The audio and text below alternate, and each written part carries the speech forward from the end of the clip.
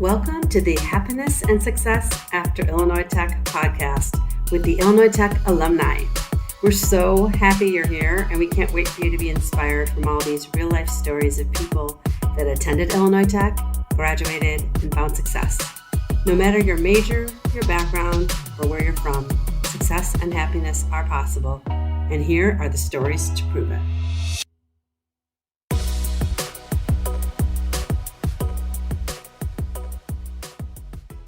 This episode, everyone, I am with Saumya Gupta. Welcome, Saumya. How are you? Hello. Thank you, Julie, for inviting me. This is great. You're I'm welcome. so excited. You're welcome. So Saumya graduated from Illinois Tech in 2019 with an electrical engineering degree. Do you have an undergrad or a master's? This is my master's program. I did my undergrad back in India. Okay. At Illinois Tech, I did my master's in electrical engineering with a focus on the embedded systems aspect. Embedded systems, cool. I'm not even sure what that is, but maybe we'll get into it as we start talking. So I wanted just to know, a lot of our students come to graduate school here and get a degree in India or another part of the world, and then, come to Illinois Tech to finish it with a graduate degree. Did you know when you were in India or studying even in high school, did you know you wanted to get eventually a degree in electrical engineering? Or did that change when you got to Illinois Tech, or did it change when you were in undergrad? So even my undergrad is in the same field, and so I kept building on top of it. So I was really interested in the field. I looked up the university webpage to see, a lot of research is happening on the campus and the professors are involved. So that's the main thing that intrigued me. And I was like, okay, I would love to be a part of, trying to figure out this world. That's cool. That's good. So a lot of people, it will change for them, and some people know, and that's why they get an advanced degree in it, because they're sure they want to obviously study this. And sometimes they just totally switch in graduate school. Okay, so when you were in high school, did you know what you wanted to study, or were you like, I'm gonna go do this engineering degree, or did someone? How did it come about?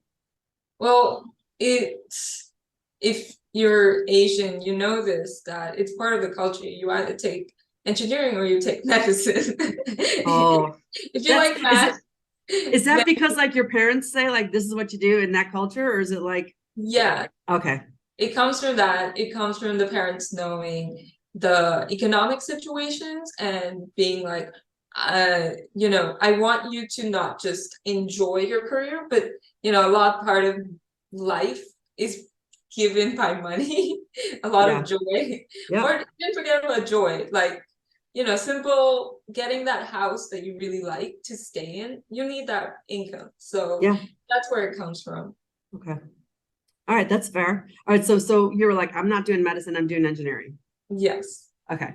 And good for you, because being a woman in STEM puts you probably above the, I tell a lot of students this, like they're not realizing that with the pandemic came a lot of awareness about diversity and inclusion, how important it is. It was happening before that, but it's really front and center now.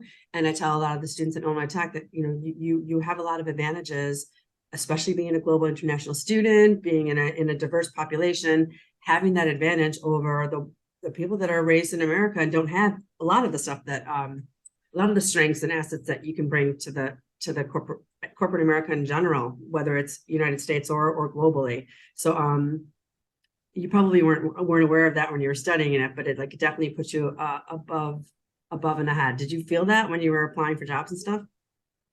It puts you above and ahead in terms of more things, and if you're applying for a field which has more global offices, definitely. It doesn't always put you above because the company has to go through loops and holes to get you to stay, to hold the visas. But I also want to be like, just being studying in America has been good because it has boosted my confidence. Americans, I have to say, are really confident and they want everything right now, all the time, that attitude, which is amazing. And I know it can have a negative impact, but coming from a place where you're very docile, in a sense, it really boosted me. So I'm really glad that I came here in that way. That's good. Yeah, I see that trend. I see that trend with people from your culture.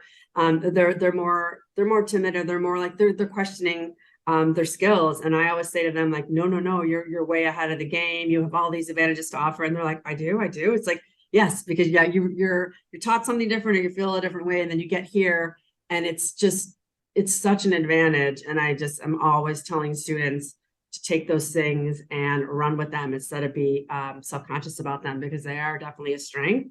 And it's something you can offer that not everyone, like just even my sons that grew up were raised in Chicago and the USA, like they don't have all the advantages and all of the other traits that you're bringing to the table. They don't have them, and companies are looking for them. It's way more accepted. It's way more encouraged. And I just think you can go a lot further than you realize that if people are telling you that. So I'm glad you saw it, and I'm glad someone along the way said to you, like, this is a strength, because it really is. And I think the more women and diverse populations that accept that and embrace that, the better it's going to be for our society in general, but then for you too.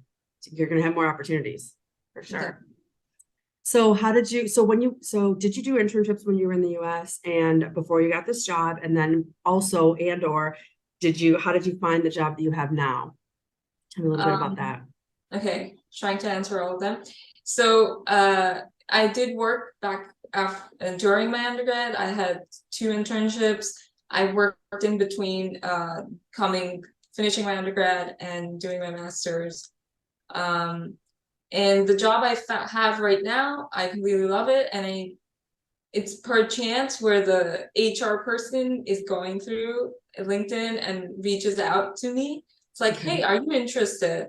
And I was like, I've never heard about you, but let me check out your website. Okay. And, we spoke, and I did the interviews, and now it's been almost 1.5 years, and I love it. What's your role now? What are you doing? I'm an embedded systems engineer, so exactly what I studied for. And I learned the courses, but I've learned so much more after graduating. Like the simple things that, documentation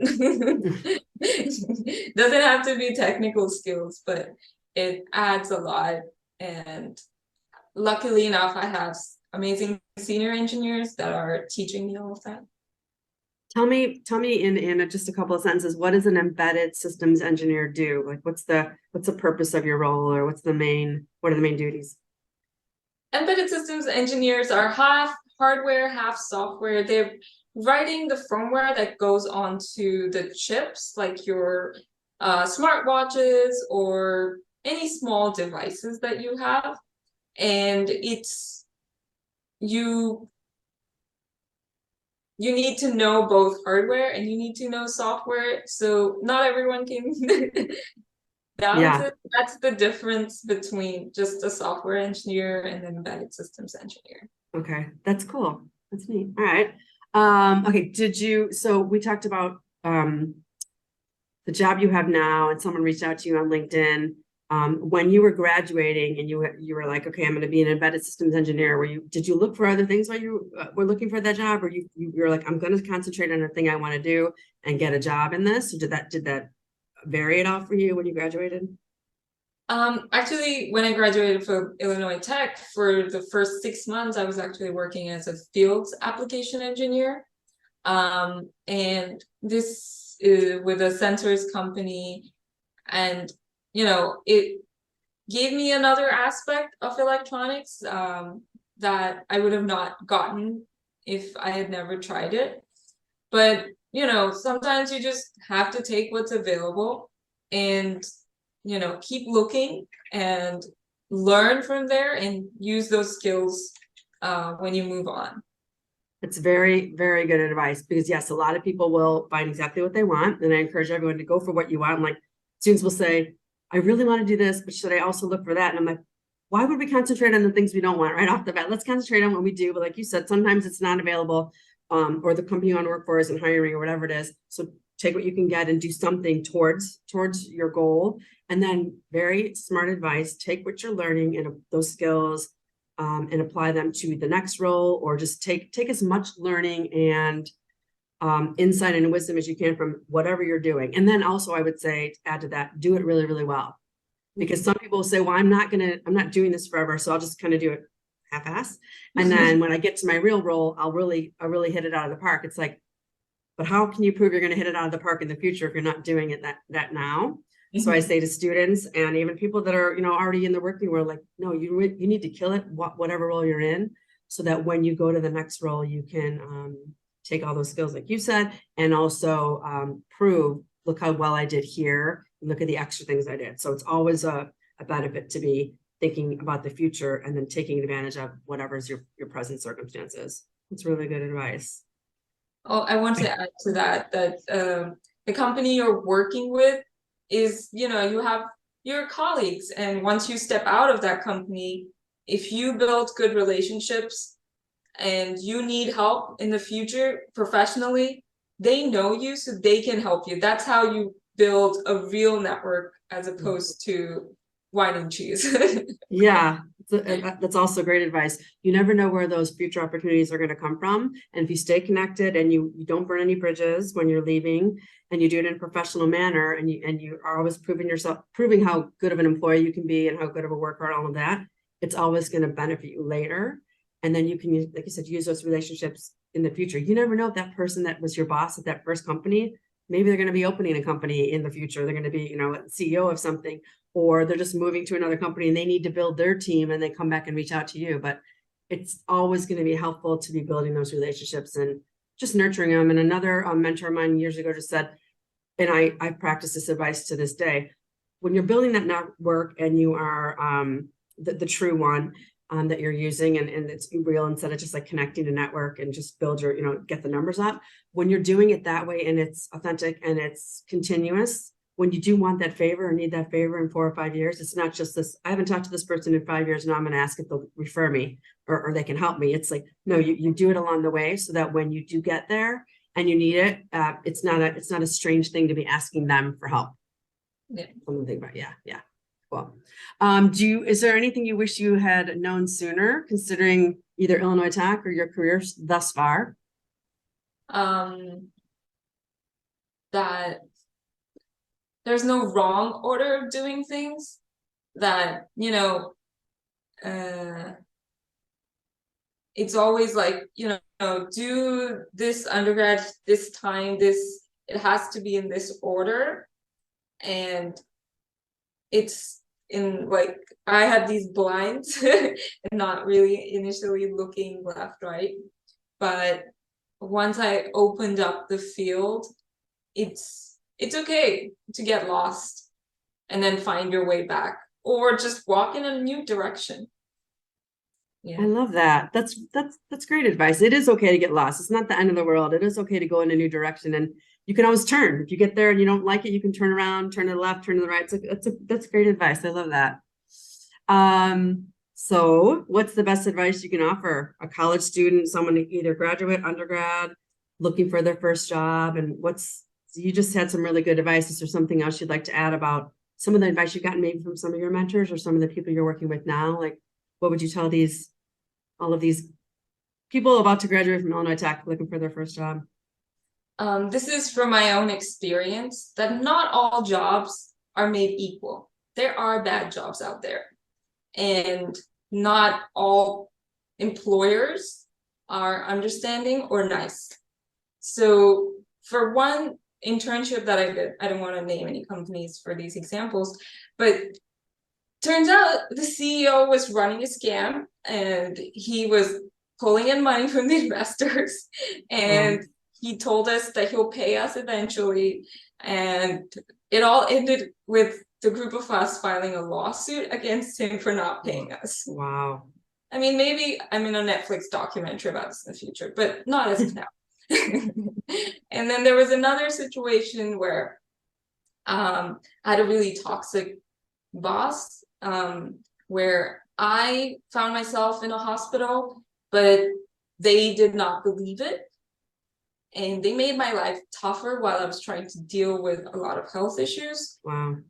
And I stepped back. I just quit. And it's okay to, you don't have to stick it out. And you as an individual are really important. And if someone, there is a company out there that would that is meant to fit you more culturally, so step out and go find that. Don't leave yourself in this situation and be miserable. I love that. Yeah. It's really good advice. Yeah. To all the students with disabilities out there, always fill the ADA form. When you join, Wally is on campus, and he is a great resource on learning all of this. He has really helped me.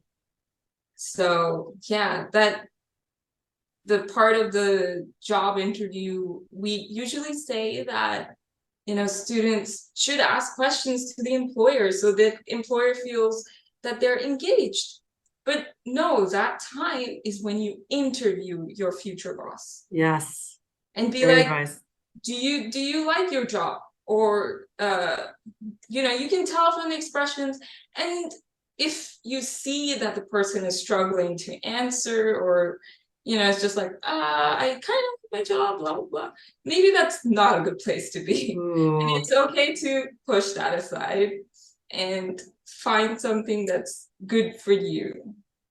It sounds like you're, this is great advice, because I haven't heard anyone I've interviewed so far, I haven't heard people talk about kind of seeing some of these red flags. And I love that you're telling the students, like, if there's something strange, they can't answer the question, you're getting a feeling about something, take that to heart and go look elsewhere, because chances are you're right. You're almost always right, especially women. We have a lot of intuition that we ignore and don't use necessarily, because we want to think the best of people.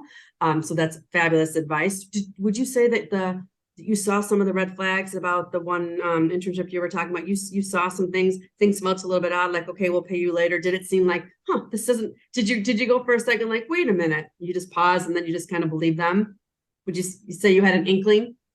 Yes. Yeah. So we all pulled aside, we discussed, and you know, he would have kept dragging us for months. Yeah. But we just paused and we're like, you pay us, then only shall we come. Pay us back pay, and then we'll continue working. So right. Some level of intuition, but did not realize that while interviewing. Yeah.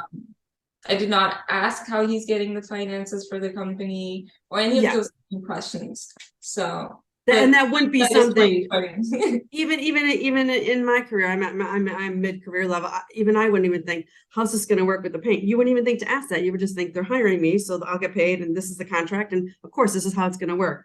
But right away, when it's not panning out for what they said it was going to be, this is definitely a red flag. As soon as you get there and it's not what they said it was going to be, that's definitely a red flag. Or you talk to one person, it changes from one person to the next hiring manager.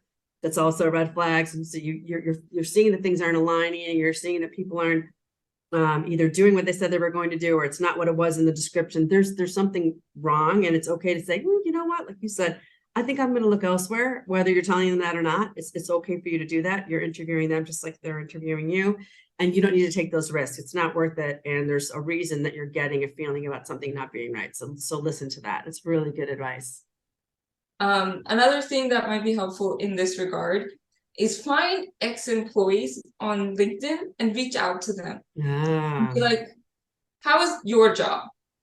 And they will be honest. They'll be like, oh, it was terrible. Or I really loved it, but I got a better opportunity elsewhere, so I went on to another thing. But you should definitely join this company. So yeah. That's really good advice.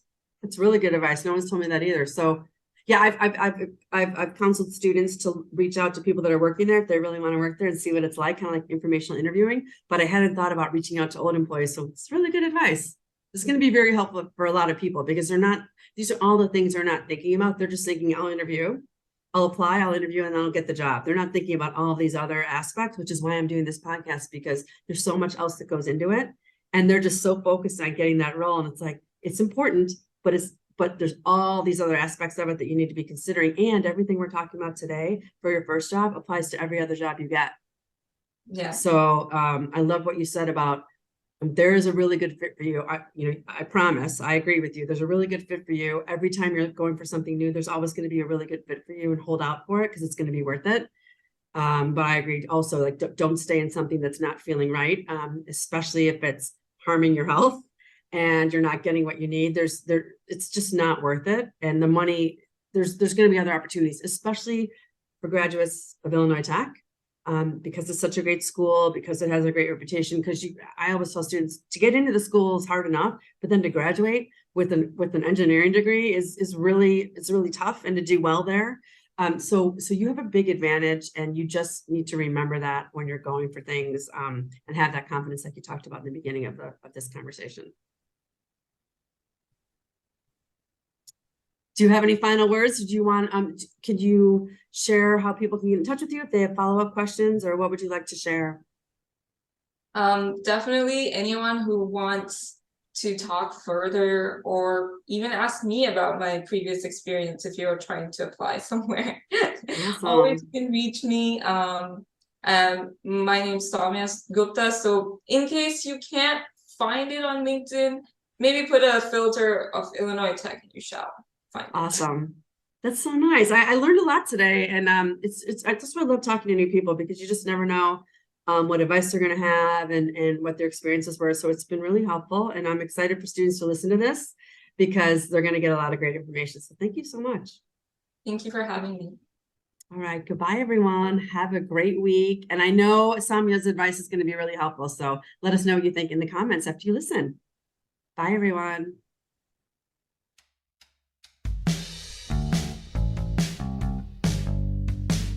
Thanks for listening, everyone.